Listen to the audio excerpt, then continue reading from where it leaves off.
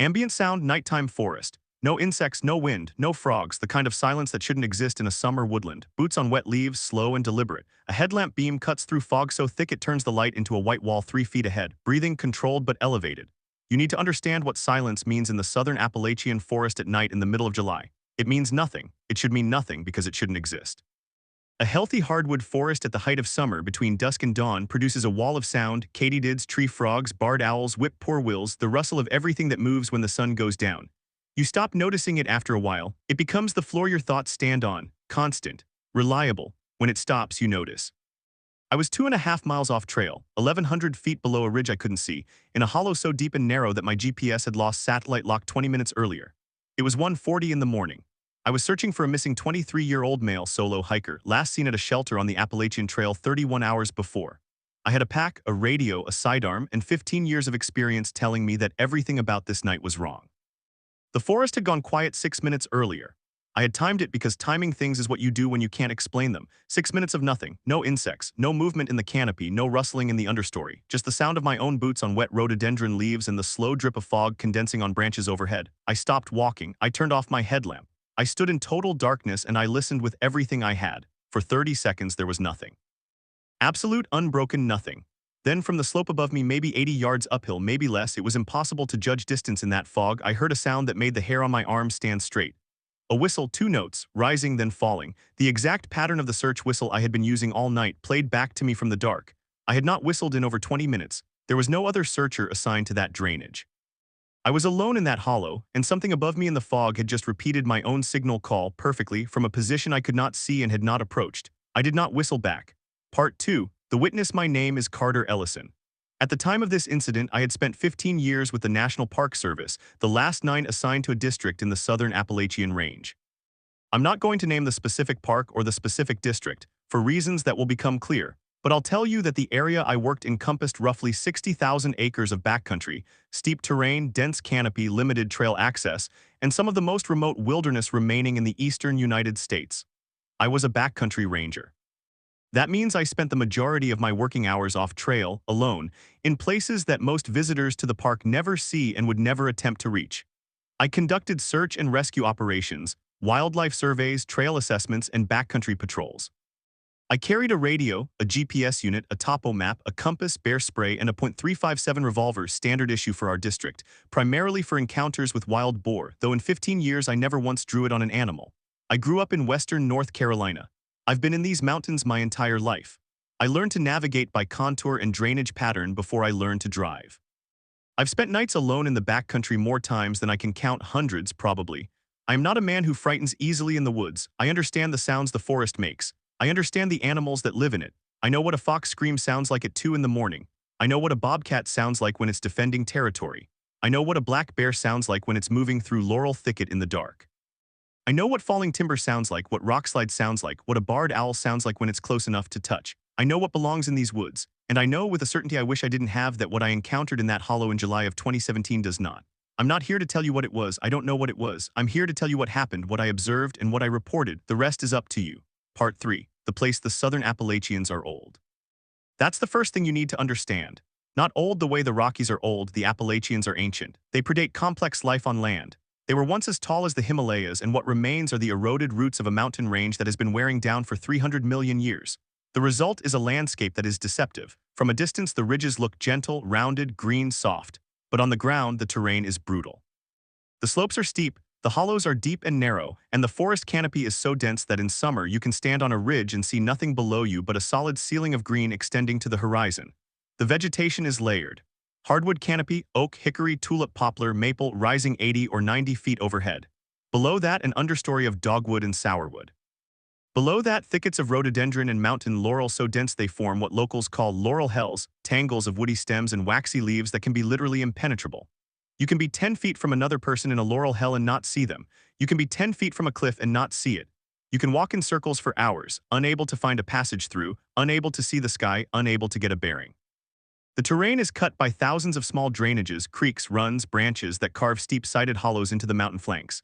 These hollows are where the fog collects. In summer, warm, moist air from the lowlands rises and cools as it climbs, and the hollows fill with cloud. Visibility can drop to 15 or 20 feet. Sound behaves strangely in fog. It's absorbed, diffused, reflected in ways that make distance and direction unreliable. A shout that should carry a quarter mile disappears in 50 yards. A snapping branch that sounds like it's beside you might be 100 yards upslope. This is the landscape I worked in, and this is the landscape where people disappear. I need to be careful with how I say this because I don't want to sensationalize it. People go missing in national parks. It happens. The backcountry is dangerous. The terrain is unforgiving, the weather changes fast, rivers flood, trails wash out, people fall, people get lost, people make bad decisions. Most missing person cases in the parks I've worked in have explanations: exposure, drowning, falls, medical emergencies in remote locations where rescue can't arrive in time. But some don't.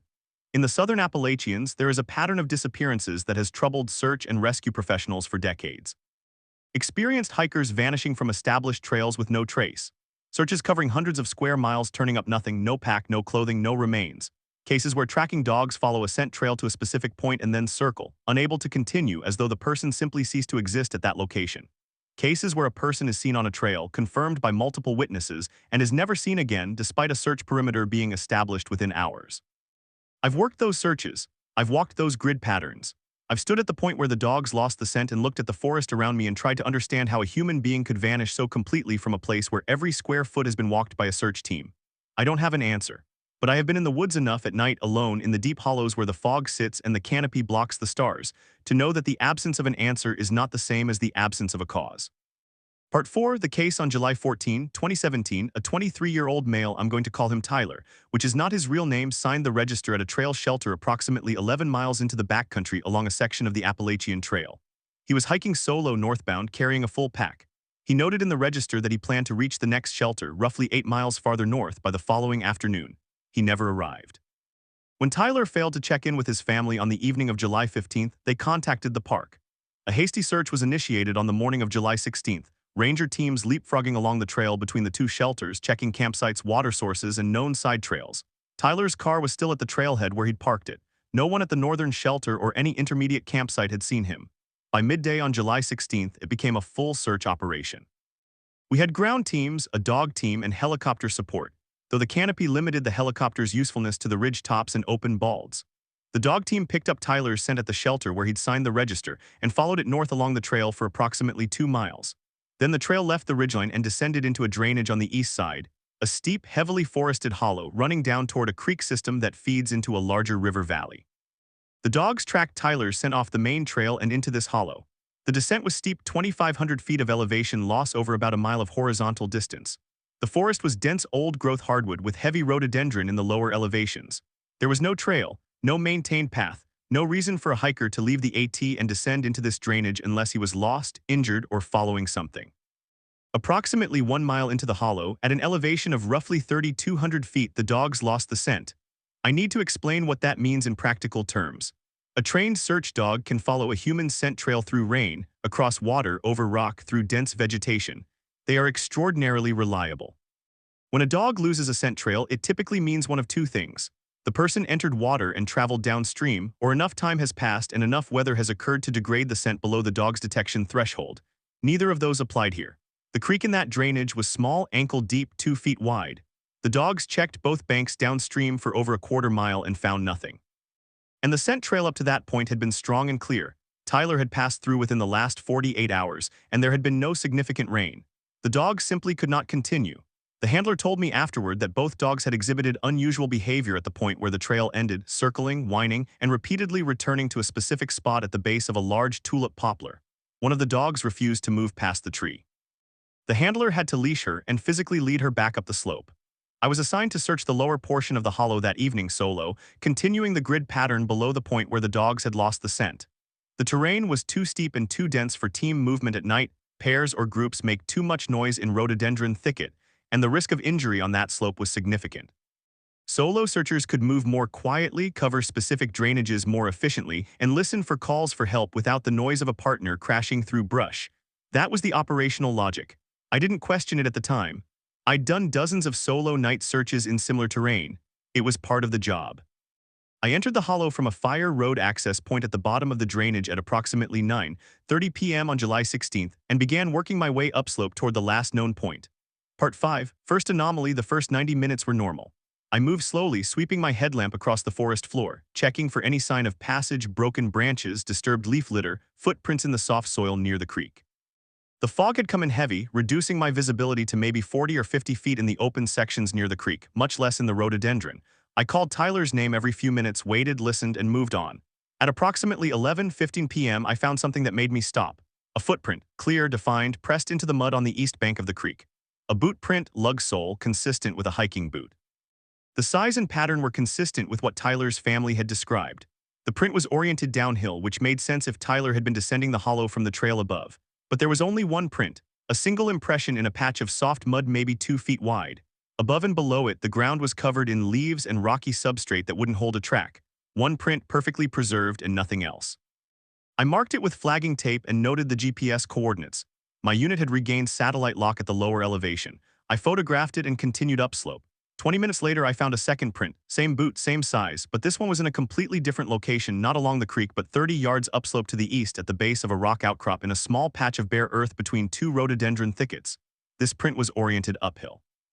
Back the way Tyler would have come from, one print going down, one print going up, 30 yards apart in locations that didn't connect by any obvious path of travel, as if he had been walking downhill then turned around and walked back up but only touched the ground twice. I know how that sounds, I'm telling you what I found. The ground between those two prints was thick with leaf litter and rhododendron root. It's possible he walked through it without leaving visible tracks, possible but unlikely. In my experience, a person carrying a full pack descending a steep slope leaves a trail. Broken branches, scuffed leaves, heel digs in soft soil, I found none of that, just two clean prints facing opposite directions separated by 30 yards of undisturbed forest floor. I was still processing this when the forest went quiet. It happened fast, not a gradual fade, a cutoff, like someone turning down a dial. One moment I was surrounded by the full chorus of a summer night, katydids, tree frogs, the distant call of a screech owl somewhere on the ridge above, and then nothing, complete silence. Even the creek, which had been providing a steady background murmur, seemed muted, though I know that's not possible. Water doesn't stop making sound, but the perception was there as though the hollow had been sealed inside something soundproof. I stopped walking, I turned off my headlamp. I stood in the dark and I listened. And from somewhere upslope, not far, maybe 50 or 60 yards, I heard a single loud knock. Wood on wood, a sharp, resonant impact like someone striking a tree trunk with a thick branch. I've heard trees fall, I've heard branches break and drop, I've heard woodpeckers, and I've heard saplings snapping under the weight of ice. This was none of those things. It was a single, deliberate strike. It had intention behind it. I waited. 15 seconds, 20. Then from a different position, farther to the east, maybe the same distance away, a second knock. Same character, same resonance, but from a distinctly different location.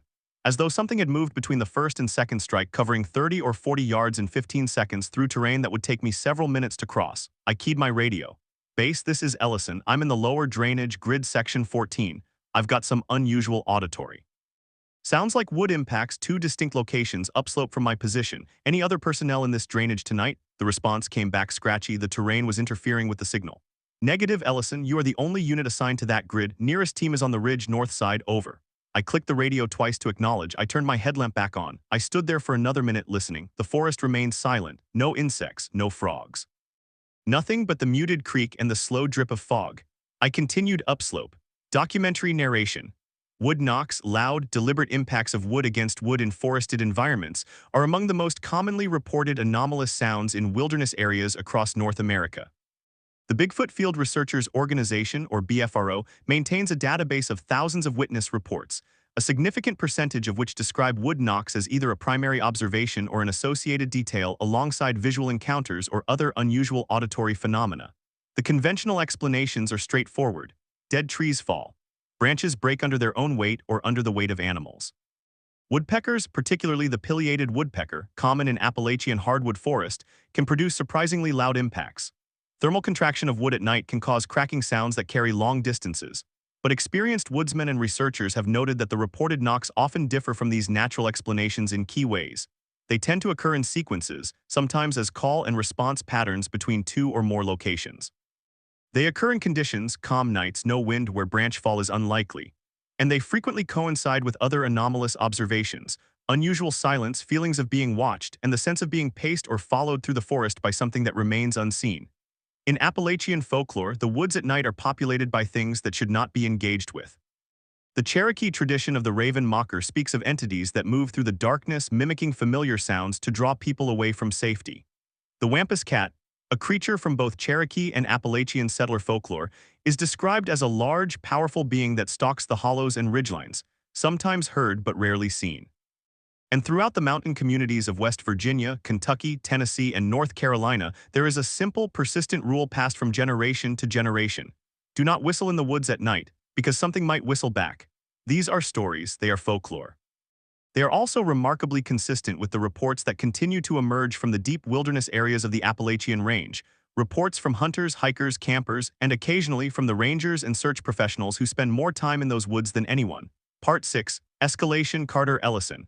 I continued upslope for another 40 minutes. The fog thickened as I gained elevation. By midnight, I could see maybe 20 feet in any direction with my headlamp, and the beam created a diffuse white glow that actually made it harder to see, the light reflecting off the moisture in the air, washing out detail, turning the forest into a featureless wall of white and gray. I was navigating by compass and contour, working toward the point where the dogs had lost the scent. My GPS had lost lock again. The creek was to my left and I used it as a handrail as long as I could hear it. I knew my general position in the drainage. At 12:20 a.m. I heard the knocking again. This time it was below me, behind me. From the direction I had come from, 2 knocks spaced maybe 3 seconds apart. I stopped. I turned. I put my light on the slope below me and saw nothing but rhododendron and fog. Then, and this is the part that changed the complexion of the night, I heard something moving.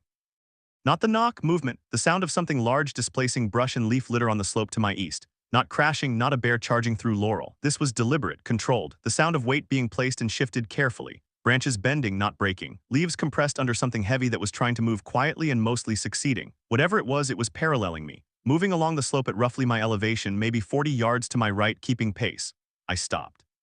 The movement stopped. I waited a full minute. Silence. I took 3 steps uphill. 3 seconds later, the movement resumed. Same distance, same pace, matching me step for step. I have walked these woods with black bears nearby. Bears are not quiet. They don't parallel you. They either run from you or, in rare cases, bluff charge. They don't pace you through the forest at 40 yards for minutes on end in the middle of the night.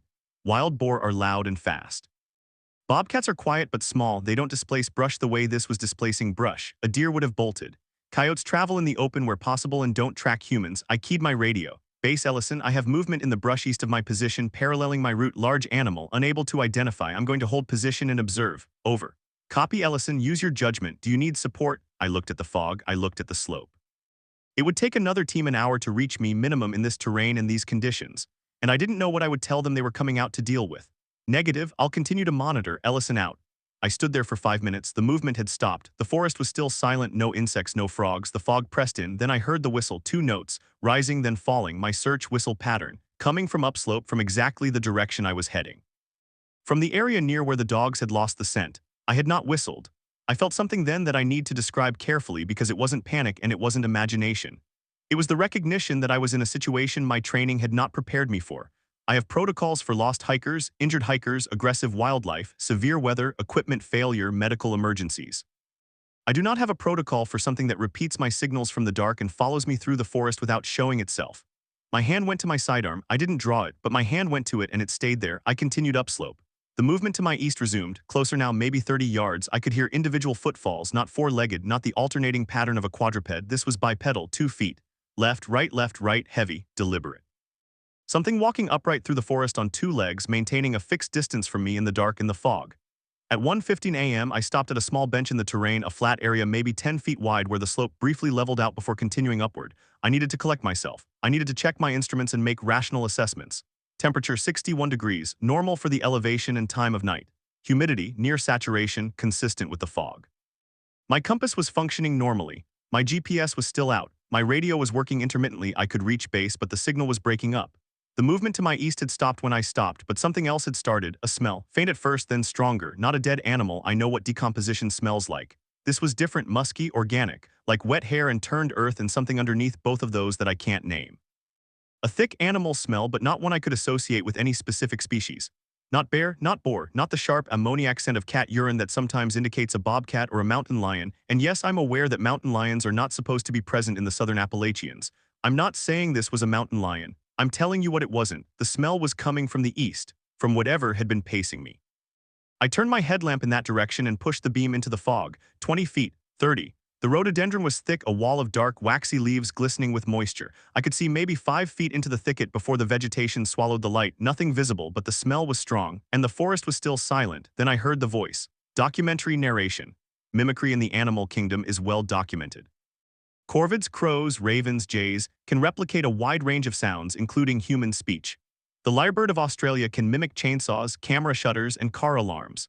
Foxes produce screams that are regularly mistaken for human distress calls, generating hundreds of emergency service callouts every year across North America and Europe.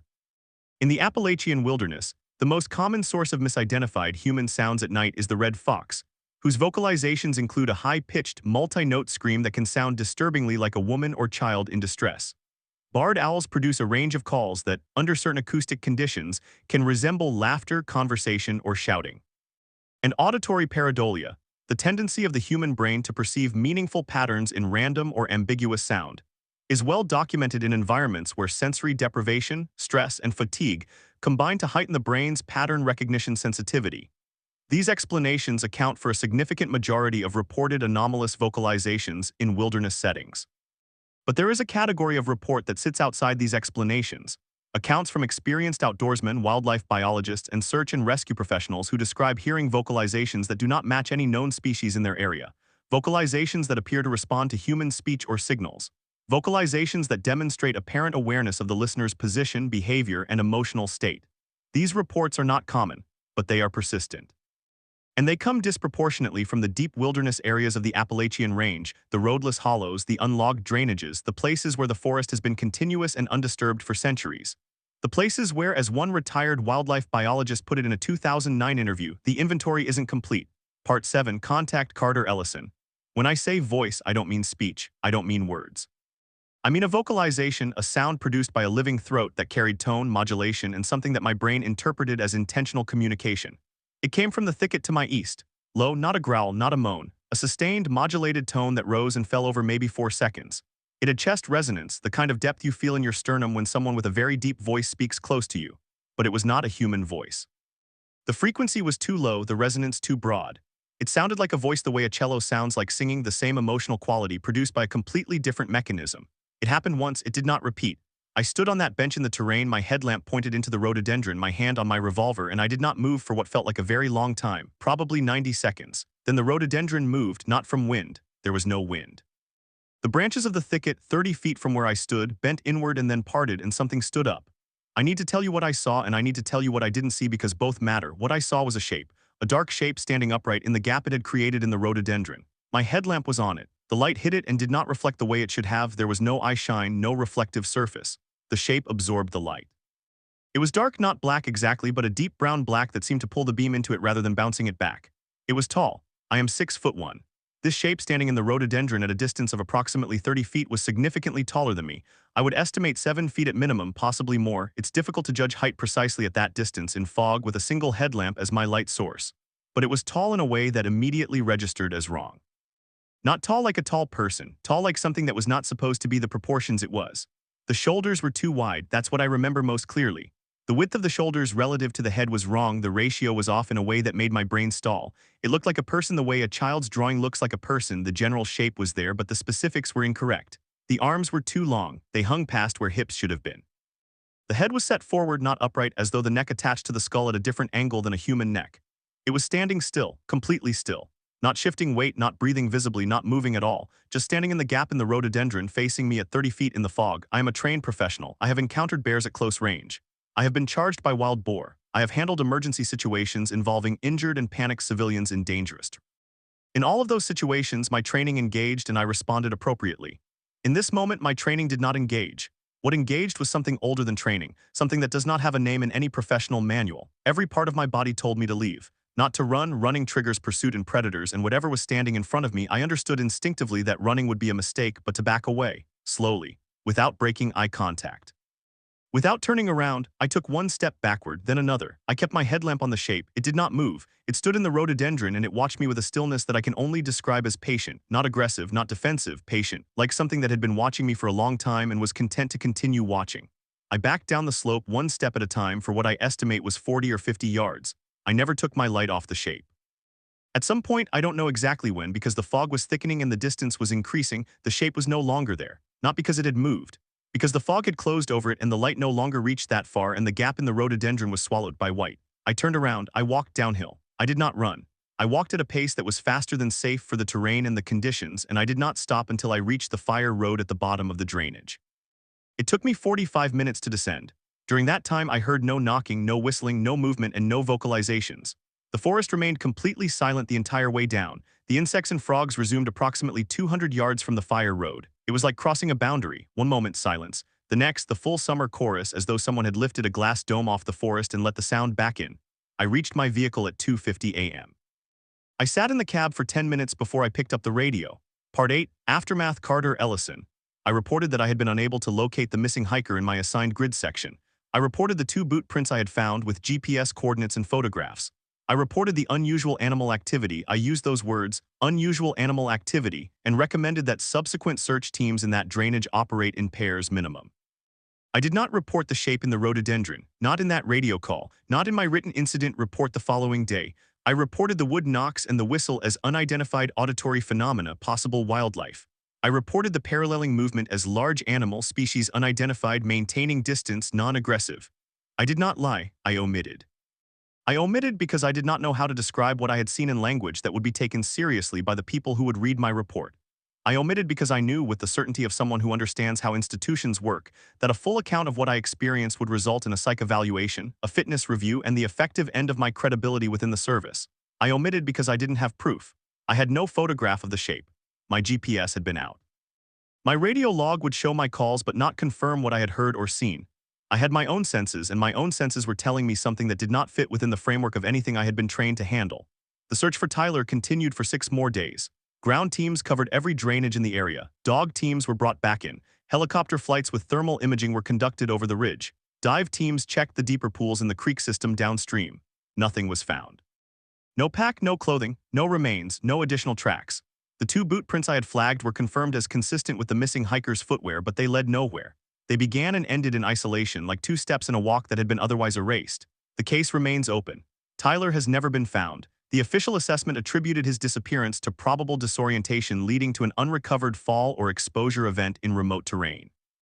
The report noted the extreme difficulty of the terrain in the drainage where the scent trail ended and acknowledged that complete recovery of remains is not always possible in heavily forested, steep wilderness environments, particularly in areas with significant wildlife activity and seasonal leaf cover.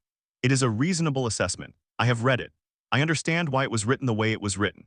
And I can tell you that it does not account for what I experienced in that hollow. It does not account for the silence, the knocking, the whistle, the movement, the smell, the vocalization, or the shape standing in the rhododendron at 30 feet. It does not account for what was in those woods. Documentary narration. Between 1969 and 2020, the national parks of the southern Appalachian region recorded over 160 missing person cases in which no remains were recovered and no definitive explanation was established. The majority of these cases have plausible, if unconfirmed, natural explanations, falls into inaccessible ravines, drowning in rivers, exposure in remote terrain. The wilderness is large, the terrain is punishing, and the forest reclaims evidence quickly. A body in heavy cover can go undetected for years, even decades. But a subset of these cases share features that resist easy explanation. The scent trail that ends abruptly. The experienced hiker who leaves an established trail for no apparent reason and descends into a drainage with no destination. The absence of any physical evidence, no pack, no gear, no clothing in areas that have been searched exhaustively. These cases exist, they are documented. They are the subject of ongoing debate among search and rescue professionals, law enforcement, and increasingly among researchers who study the intersection of unexplained wilderness phenomena and missing person patterns. No consensus has been reached. No single theory accounts for all of the data. The official position remains that these are tragic cases of misadventure in dangerous terrain. Whether that position is complete is a question that each person must answer for themselves. Often late at night, often in the quiet, often when the familiar sounds of the world momentarily stop and the silence that replaces them feels just for a moment like it's listening back. Part 9, What Remains? Carter Ellison. I went back to work. I continued my patrols, my surveys, my search operations. I did my job for another 2 years before I left the service. I didn't leave because of what happened that night, or at least that's what I told myself at the time. I told myself it was burnout. Years of backcountry work accumulated wear on the body, a desire to do something else. Normal reasons, rational reasons. But the truth is that after that night in July, the woods felt different, not all the time. Not in the daytime, not on the trails, not when I was with other people. But at night, alone in the deep backcountry, in the places where the canopy closes over your head and the fog fills the hollows and the nearest road is 5 miles of vertical terrain away, something had changed. The forest that had been my home for 15 years, the forest I had understood and trusted, no longer felt trustworthy. It felt occupied. I would hear things that I used to dismiss without thought, a branch breaking, a bird call at an unusual hour, a moment of silence, and I would feel a vigilance that had not been there before. Not fear exactly, awareness. The awareness that I was not alone and that whatever shared the forest with me was not something I could identify, categorize, or predict. That awareness does not make you a better ranger, it makes you a distracted one. And in the backcountry, distraction is dangerous. I left. I work at a nature center now. I teach kids about salamanders and water quality and the names of trees. It's good work, important work. I'm still in the mountains. I can see the ridgeline from my office window. I don't go into the deep hollows anymore. Not at night, not alone. I've been asked what I think I saw. I've been asked if I think it was a bear standing on its hind legs, which I've seen and which looks nothing like what I saw that night. I've been asked if it was a person, a hermit, a fugitive, someone living rough in the backcountry, which is possible in theory and impossible in practice, given the size, the proportions, and the behavior. I've been asked if I believe in Bigfoot or Dogman or the old Cherokee stories about things that live in the high hollows. I don't use those words. I don't use any word because no word I know is adequate, and using the wrong one would allow people to stop thinking about it.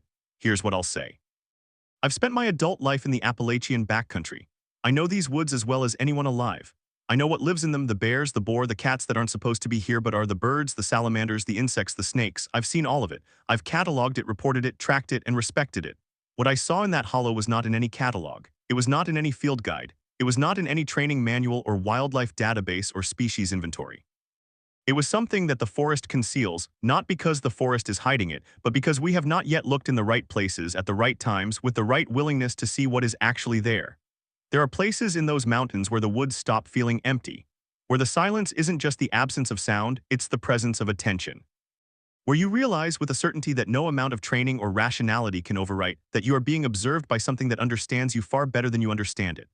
I found one of those places, I stood in it, I saw what was standing in it with me, and I walked away. Not everyone does. Ambient sound returns, nighttime forest, full chorus, katydids, tree frogs, the distant call of a barred owl, normal, alive, safe. Then, just for a moment, the sound drops. 2 seconds of silence, a single wood knock, distant, resonant, the chorus resumes as if nothing happened.